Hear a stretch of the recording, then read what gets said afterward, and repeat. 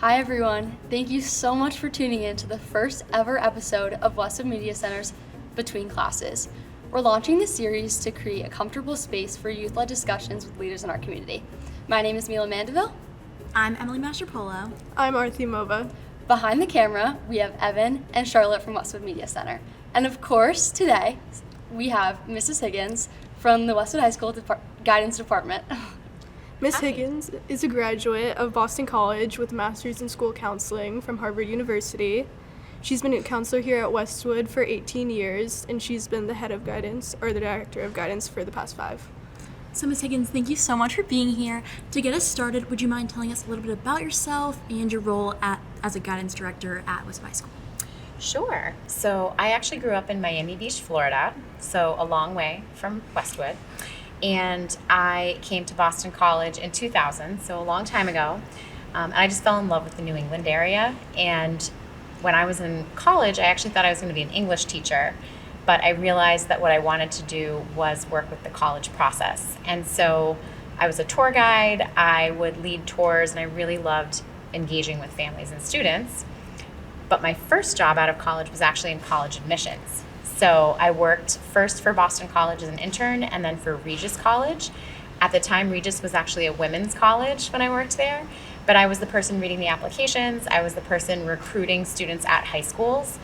And I would go to high schools and I would see these students and see these counselors and think, what is going on? That seems really cool.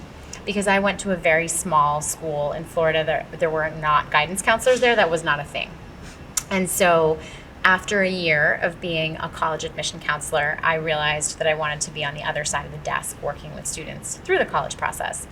So that was when I applied to a master's program at Harvard. It was called the Risk and Prevention Program. So it was really focused on building resilience in students, which is pretty neat.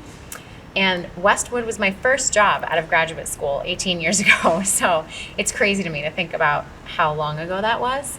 And in terms of my role as the director of guidance, so I still have half a caseload of students, which I'm really glad for because you guys are the reason that I do this job. I really enjoy working with the kids. But a big part of my job now is developing policies for the guidance department that make sure that students' needs are being met, whether it's making sure that we have enough programming for kids in terms of the college process, or whether we need to meet the needs of a different type of population, like perhaps kids interested in going to the military, or thinking about how we can beef up the offerings in terms of career opportunities for students. So I support my counselors in their role, and then I have my own little caseload. I know you were saying you still have a caseload of students, so what does your role kind of look like as they progress throughout high school, and how does it change throughout the grade levels? Yeah, that's a great question. So it's interesting to me because a lot of freshmen come in and I think they're a little resistant to working with their guidance counselor. I think this is maybe because of the word counselor. I think that in middle school, there are kids who see their guidance counselor, but certainly the vast majority of students I don't think are seeing their guidance counselor regularly. And so freshman year, we're really just trying to normalize the role. We're introducing ourselves to kids. We run freshman seminars where we go in and we talk about who are the supports you can access when you get to the high school, what do we do? We start to talk about that fun topic of grade point average and why it matters. We talk a little bit about course selection. And so freshman year is really just laying the foundation for the relationship. Sophomore year, we run what's called sophomore seminars. So that's where we do a little bit of career exploration with students. We introduce them to an online platform called Naviance, which Mila will become a big part of your life very soon as a junior. A lot of kids just think of Naviance as a tool in terms of the college search process, but there's actually a bunch of career interest inventories, videos on there about people exploring their careers. And then we check in with sophomores midway through sophomore year, so all of those check-ins will actually start to happen pretty soon. And then junior year is when I feel like most kids will start to really understand what we're here for, to be honest with you. So junior year, we sit down with kids, and our first touch point is usually after they take the PSAT. So we review their PSAT scores, and we start to talk about the college process. We then transition into a series of junior seminars where, again, we take them back on Naviance. We teach them how to use it for the college search process. We talk about all kinds of nuts and bolts in terms of how you conduct a college search. And then we really start seeing kids quite frequently towards the end of their junior year. And then senior year, our whole focus is really on your future planning. So whether that is you're going off to college, you're taking a gap year, you want to go to trade school, or you're just completely lost, we are really hands-on in terms of trying to help kids figure out their future. And what's interesting to me is just the way the relationships evolve with students and counselors over 4 years, because a lot of times a kid who you saw maybe twice for your beginning of the year and end of year freshman check-in, you're like best friends with them by the time they're seniors because you're seeing them so frequently. And so I really love that evolution, and I love to see the change in students as they come in, and these little scared freshmen who are like, who are you, guidance counselor? Do I need you? Probably not. To senior year where it's like, okay, I guess I do need you. And we all do this job for a reason. We love high school students. So I hope that gives you a good overview of grades 9 to 12. Yes, definitely. So you kind of already touched on this a little bit, but more deeply about the college process and like people who aren't necessarily looking into college. What does your role look like specifically in the application process, and what are the resources available for helping people who maybe don't want to go to college, like trade or the military?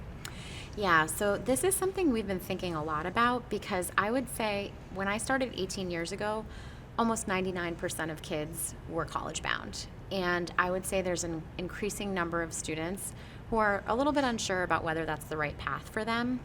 We're seeing more students come through who want more hands-on experience outside of high school, who really just want to get into work. Some kids want to join the military.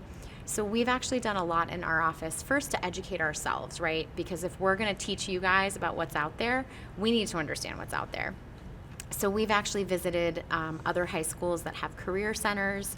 We've learned about the resources they've used. We've tailored some of our resources to look like their resources. And when we do the junior seminars, for instance, we don't just talk about college anymore. We also talk about trades as an option. We also talk about the military as an option. And then the nice thing about Westwood is that it's a small enough school where we really know our caseloads well enough so that I know off the top of my head my 3 seniors who are probably not 4-year college bound, and I know that one of them wants to be an HVAC professional. I know that one of them is thinking about community college. I know that one of them wants to just travel for a year. And so a lot of that work becomes really individualized. We actually run a couple of different things. So Dedham has a trades fair every year that we counselors identify students to take, and we actually drive our kids as a group to the trades fair together. It's a small group. It's probably 8 or 9 kids every year. We take them to the tables, we introduce them, we help them sort of make these connections. This year, we're actually doing our first ever Peterson's school tour for students. So Peterson's is a trade school in Westwood, and we're starting, again, to see an increasing number of kids interested in that. We do a community college tour every year, actually. We just had one last week. And so a lot of that is just individualized work. We put it out to all students, but what I find is the kids who are 4-year college focused are sort of tuning that stuff out a little bit. So we try to put it out to everyone, but then it really comes down to us knowing our kids and pulling them into this kind of exploration. Yeah. Would you say that like that exploration is where you find like and make the really like deep connections that you have with your students? Like, is that where that sort of kind of formulates a bit? Yeah. I mean, I think there are some kids who are looking for a connection right out the gate, for sure. There are some freshmen right out the gate that will come to my office, will come to their counselor's office for whatever reason. They failed a math test and they need somewhere to cry. Their parents are going through a divorce. They're going through a breakup. There's friend drama. And I don't know if it's because that they were similar in terms of seeking out help in middle school that they know to come to us, or sometimes it's just meeting a different person and they're like, wow, I like my counselor, I'm just gonna come and become comfortable. So those kind of connections certainly happen as well. But I would say once the future planning starts, I think that's really scary for kids. And I think that there can be a lot of pressure from parents and a lot of anxiety going on at home. And so I think we can be a nice conduit for that, to be able to say, you know, okay, Emily, you might not know what you want to do. You love theater, you think you want to do this, but let me tell you all these different things, and let's think about your strengths and areas for growth. So I do think that a lot of the connection grows as kids are starting to think more clearly and deeply about their future. I know that you kind of touched on how Westwood is like a smaller caseload with like kids. Like, what drew you to Westwood other than that? I'll be honest, when I visited Westwood when I worked at Regis, I remember just getting a really warm welcome. So college admissions is not a very glamorous job. So I know it might seem like there's like this old man with spectacles on reading applications who's like, yes, this person is in and this person is out. It's not like that. It's a lot of people in their 20s who are traveling from school to school, from town to town, recruiting, doing college visits, doing night events, doing college fairs. It's not glamorous at all. Like, you eat at Friendly's, you stay in Best Westerns. It's a little bit lonely. And so when you come into a high school and you're looking to meet a group of students, and let's say you work for a smaller school where maybe there's not going to be 20 students waiting to talk to you, the way that the counselors would treat me would really stick with me. And so I still remember that when I came to visit Westwood, I just got a really warm welcome. The director of guidance at the time, her name was Lynn Metzger. She really took the time to sit down and hear what was going on at Regis where I worked.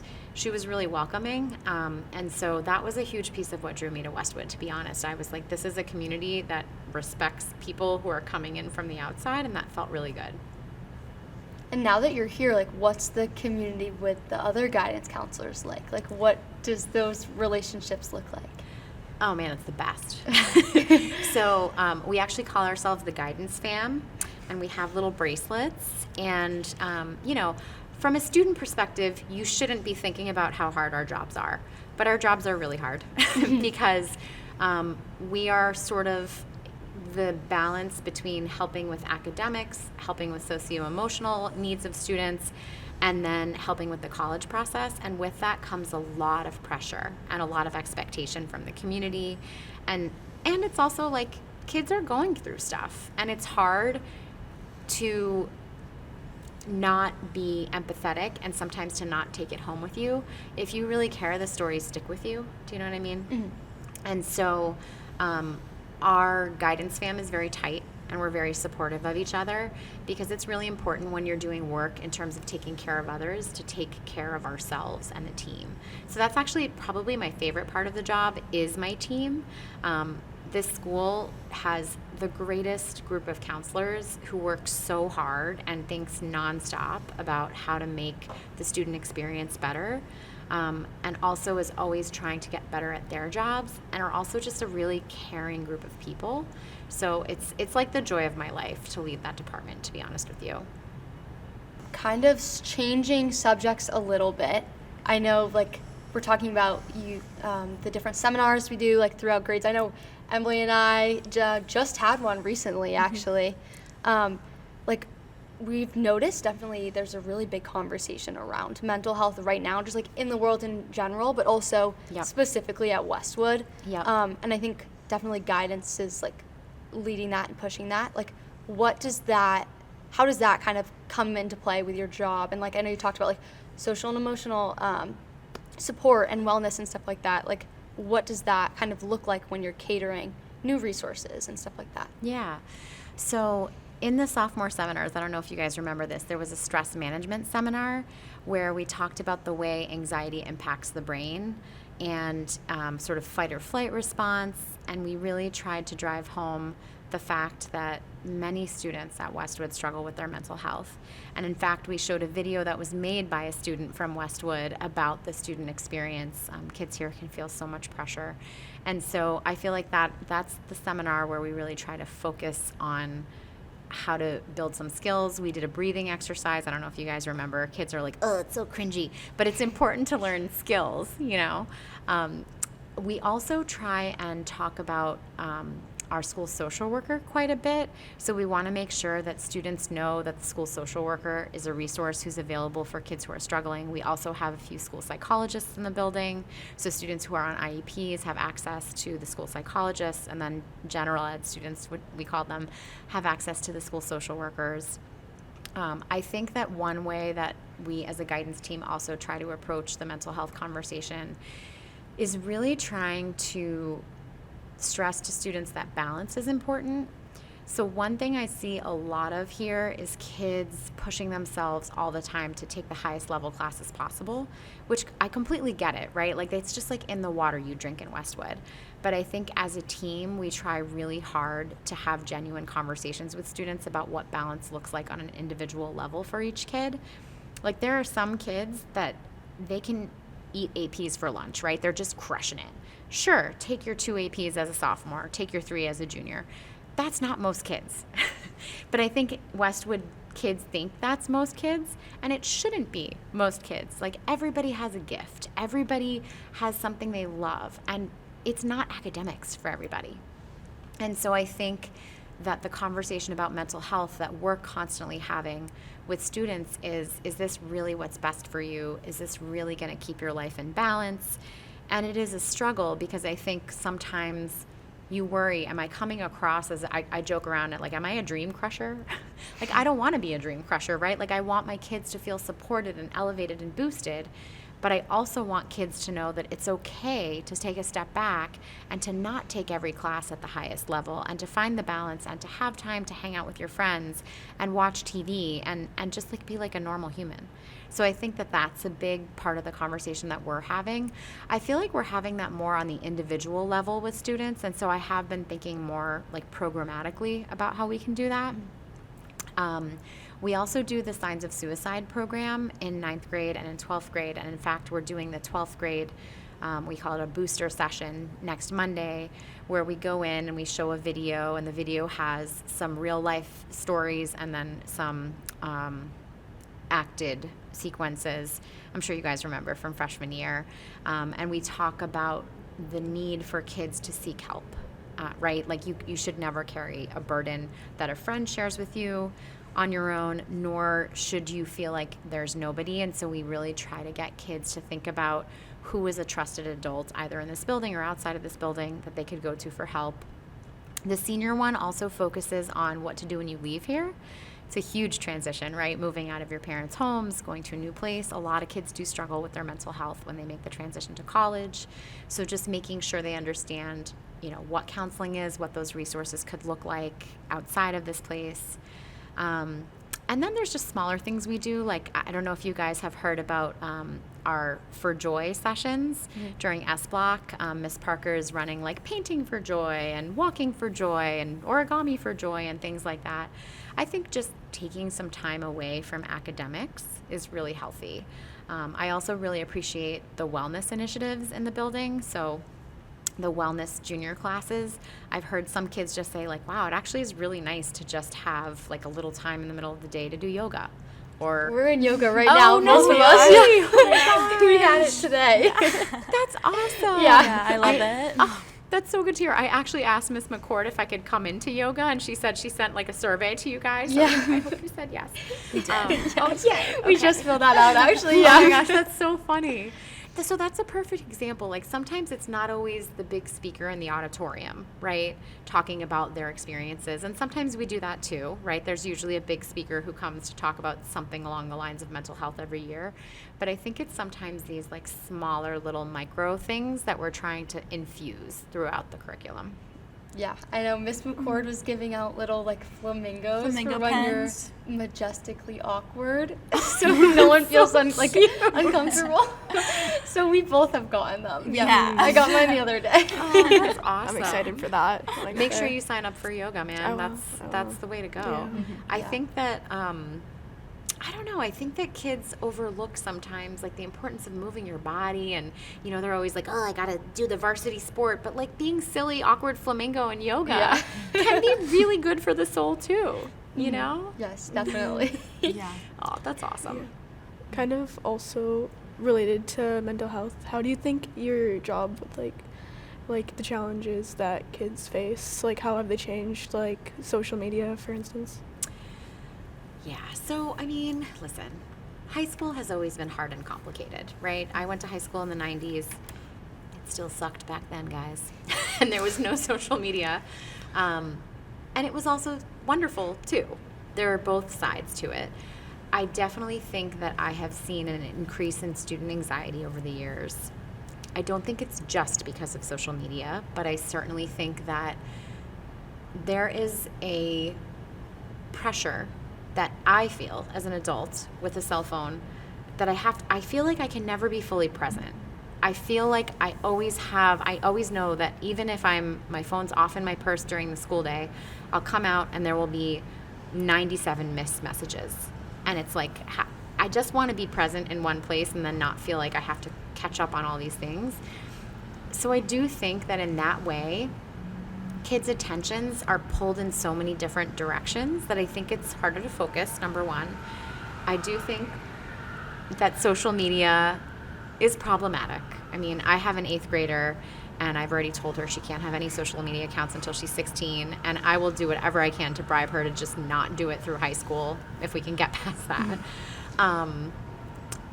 But kids are still kids. Teenagers are still teenagers. The teenagers that I saw in 2007 are not that different from the teenagers I see today. I think the difference is just there's a lot of distraction that perhaps wasn't there as much as there used to be. And I think that the school pressure might feel a little more intense because there's things like TikTok out there and you're watching everybody open their admission things and look all adorable and surprised on camera, right? So I do think that definitely, as wonderful as technology is, it has introduced a level of complication for students that certainly wasn't there when I started 18 years ago. But again, at the end of the day, developmentally, this is a challenging time in people's lives. So I think it's changed, but I think that high school is a difficult time, no matter you're in the 1920s or now. Yeah, no, I think definitely, I mean, I can see on social media, I'm sure you both have, like, everyone's always showing, like, the best parts or something, so it feels like, oh, like, I have to do that too, like, I have to be perfect on this certain level. So yeah, I think it's interesting to see it, like, reflected in the guidance department. It's kind of, like, throughout all aspects of our lives right now. I also think seeing what other people doing on the weekends, like, that's got to be really stressful. Yeah. You know, like, that wasn't a thing. Like, when I was in high school, you would find out on Monday that you weren't invited to a party, and that was not fun, but you weren't thinking about it all weekend. You know what I mean? So I think that that part is tricky too. Yeah. So to kind of shift gears again, how can students really connect with their guidance counselors and become involved in the guidance department? Yes. So obviously there are touch points that all guidance counselors have where we reach out and we schedule those meetings. And like I said, freshmen in particular, they come to the meetings, and actually sometimes this hilariously will happen. This happened to me last year where I met a freshman, and then in freshman seminar, I said, is there anyone who hasn't met their guidance counselor? And this girl raised her hand, and she was my student, and I had met her. And I was like, oh man, I really must have made a stellar impression. So that was nothing on that student. I think when you come into high school, it's overwhelming. You're meeting all sorts of people. So I say that only to say, yes, there are these scheduled check-ins that we will do, right? At least twice a year, beginning and end. But I would like to encourage kids to reach out on their own. We meet with students during S-Block nonstop. We are very, very accessible via email. You can always pop in. That is a little more challenging because we're often in meetings. But certainly I've been in many a meeting where a student in crisis had to take precedent, right? And I have to say, like, okay, goodbye, student who I was talking about college with, and hello, crying student. Like, this is what we do. So I would just say that kids need to be willing to take that step sometimes and be like, hello, I would like to see you, and just, you know, help you get to know me a little bit better. Because sometimes if you don't do that, it can really be until your junior year where you have so many checkpoints about the future planning that you get to make that connection. And I would love to see more freshmen and sophomores more closely connected to their counselors. So that's what I would say is not being afraid to reach out. Even if you feel like, I don't even know what I have to talk about, you could come in and just say, like, I just wanted to get to know you better. And all of us would be very happy to get to know you better, right? And to get to know what your home life is like, and something as, you know, insignificant it might feel like to you as what you did over Thanksgiving break. It's like, okay, that's a point for me to remember about Mila to make that connection for next time. Mm-hmm. Yeah. So get out and meet your guidance counselor. Yeah. Just send us an email. We're Yeah. here. To kind of wrap things up, we have a final question for you, which we thought would be kind of fun. Yeah. If you were to go back in time, tell your high school self, one piece of advice, what would that look like? What would that be? I'm going to tell you the honest answer. Don't date. I was just, I had a lot of ups and downs in high schools, and would I give that advice to everybody? No. There are some people, I think it distracted me from other things, and I think it added a lot of drama to my life, and I was never going to end up with any of those kids, and so I think I would go back and say, you know what, Caroline, just forget about it. Don't date in high school. These things will come later on, and there weren't a lot of real connections for me with the people I were dating, so that is my honest answer. But in case you don't want to put that in a podcast, here's my other answer. I would also say not to put so much pressure on myself. Mm-hmm. I was constantly thinking about the future. I was definitely a high-achieving student, and I was pretty obsessive about my grades. And, even though I didn't have a guidance counselor, there was an administrator that I would go to a lot, freaking out about the future. And I can still remember my high school quote senior year was, "You can't change the past, but you can ruin the present by worrying about the future." And I was quite the worrier. And truthfully, worrying doesn't change your future, and it won't fix your past. And so I think if I could have just told myself, just take the pressure off a little and take things in stride, that would have been very good advice for my high school self. I think the senior year quote really predicted all of this. Yeah. Isn't that funny? But yeah. And let me tell you, if you had told me that I would work in a high school when I was in high school, I could never have imagined. I mean, high school wasn't terrible for me. There were certainly parts that were great, but that was not on my vision board. And so I just think it's really interesting the way people's career journeys end up, we talk about this a lot in the sophomore seminars. It's not linear. It's twisty-turny. And so if you had told high school Caroline, you're going to become a director of guidance, I would have been like, LOL, I don't even know what that is, So life is funny like that. Yes. Well, thank you so much for being on the podcast. We really appreciated it. Had so much fun. So fun. Yes. Thank you guys for co-hosting today. It was awesome. So fun. Of course, thank you to everyone watching right now and our team at Westwood Media Center, especially Evan and Charlotte. It's been awesome to work with you both. But yeah, thank you guys so much for watching. We will see you next time after class.